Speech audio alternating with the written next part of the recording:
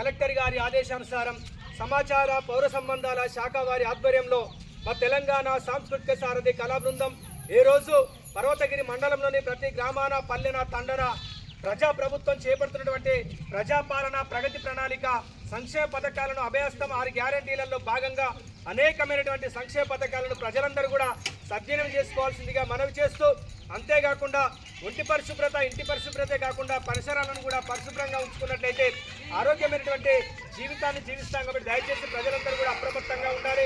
అంతేకాకుండా చిన్న పిల్లలకు బండిస్తూ ఉన్నాం, మనవాడు కదా అని చెప్పేసి పిల్లగాడు మనం ముందుగా బండిస్తే మరి ఏ స్పీడ్గా పోతా ఉన్నాడో తెలియక అనేకమైనటువంటి రోడ్లు నిబంధనలు తెలియక యాక్సిడెంట్ జరుగుతూ ఉన్నాయి. కొన్ని సందర్భాలలో ప్రాణాలు కూడా కోల్పోతా ఉన్నారు. దయచేసి పిల్లలకు బండి ఇవ్వకూడదు. పెద్దవాళ్ళు బండి నడిపితే తప్పకుండా తలకు హెల్మెట్ వాడాలి, కార్ అయితే తప్పకుండా సీట్ బెల్ట్ వాడాలి.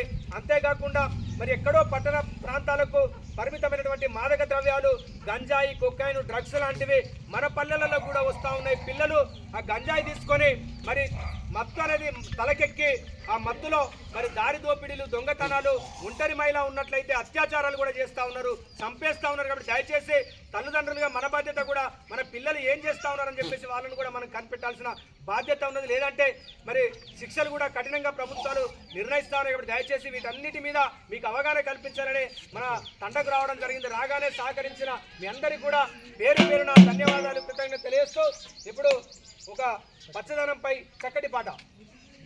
పచ్చని పల్లెలలో చందమామ